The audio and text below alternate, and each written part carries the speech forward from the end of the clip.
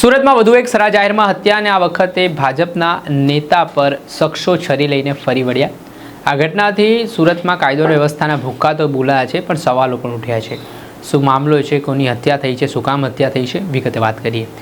નમસ્કાર, જય માતાજી મિત્રો, હું છું આપનો મધુસૂદન બારોટ।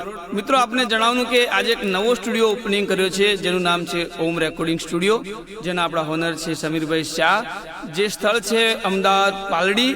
તો મિત્રો, ગુજરાતથી બહાર અને ઓલ ઇન્ડિયાથી તમે ક્યાંય પણથી જો સારા ગીતો હોય, કોઈ પણ પ્રકારનું ગીત હોય, તમારે જો ગાવું હોય તો ઓમ રેકોર્ડિંગ સ્ટુડિયોનો જરૂરી મુલાકાત લેજો। અહીંયા બહુ સારું મ્યુઝિક અને બહુ સારા પ્રકારના ગીતો મળી રહેશે, જેમાં નામી અનામી તમામ પ્રકારના કલાકારો અહીંયા રેકોર્ડિંગ માટે આવે છે અને આવશે।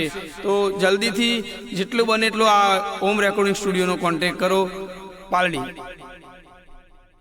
મિત્ર, સ્કાયનેટ મીડિયામાં આપનું સ્વાગત છે। સુરતમાં કાયદો અને વ્યવસ્થાની સ્થિતિ કથળી હોય તેવા સમાચાર મળી રહ્યા છે, કેમ કે જૂની અદાવતમાં 3 જેટલા શખ્સો દ્વારા ભાજપના નેતાની હત્યા કરી દેવામાં આવતા ફફડાટ ફેલાયો છે।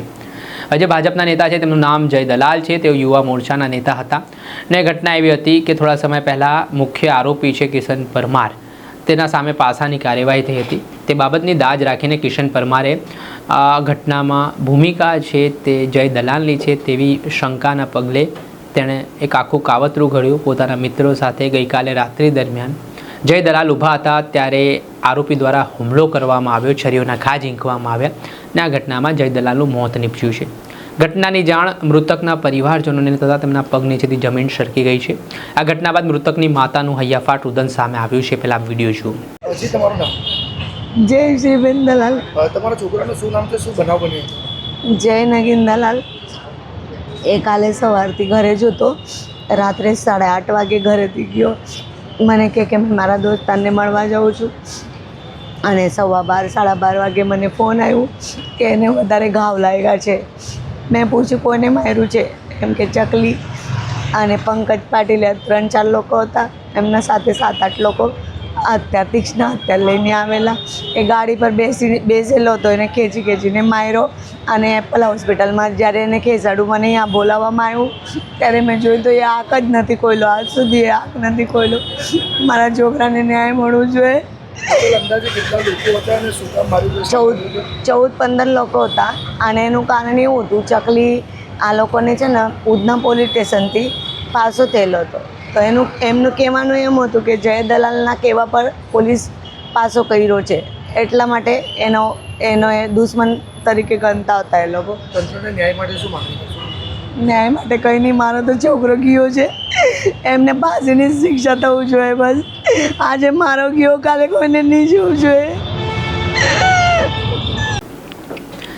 આપણે સાંભળ્યા હતા મૃતકની માતા। તેઓ હૈયાફાટ રુદન આક્રંદ કરતા જોવા મળ્યા છે અને જે તેમના દીકરાની હત્યા થઈ છે તે મામલે તેઓ ન્યાયની ગુહાર લગાવી રહ્યા છે। આને લઈને પોલીસ પણ દોડતી થઈ છે। ઉધના પોલીસ સ્ટેશન ખાતે આરોપીઓ સામે હત્યા અંગેનો પોલીસે ગુનો નોંધ્યો છે। શું કહી રહ્યા છે આ મામલે પોલીસ અધિકારી, તેમને પણ સાંભળો। ગુનાની હકીકત એ રીતની છે કે આજના રાતના 12:30 વાગે આજુબાજુ જે મરણ જનાર છે જય દલાલ, એ તેના મિત્રો સાથે રોડ નંબર 6 જે છે ભંગારની દુકાન ત્યાં ઊભા હતા અને તે વખતે 3 ઈસમો 2 વ્હીલ ઉપર આવે છે, જેમાં કિશન પરમાર, પંકજ પાટીલ અને મિલંદ કોળી હોય છે। તો તે 3 જણા આવે છે અને જે મરણ જનાર છે જય નગીનભાઈ દલાલ, એમને ચપ્પુના ઘા મારે છે અને ત્યાંથી ભાગી જાય છે, જેથી જય દલાલનું એપલ હોસ્પિટલ ખાતે સારવાર દરમિયાન મરણ થાય છે। સર, હત્યાનું પાછળનું કારણ શું છે? આરોપીઓનું શું નામ છે? શું કામ કરે છે?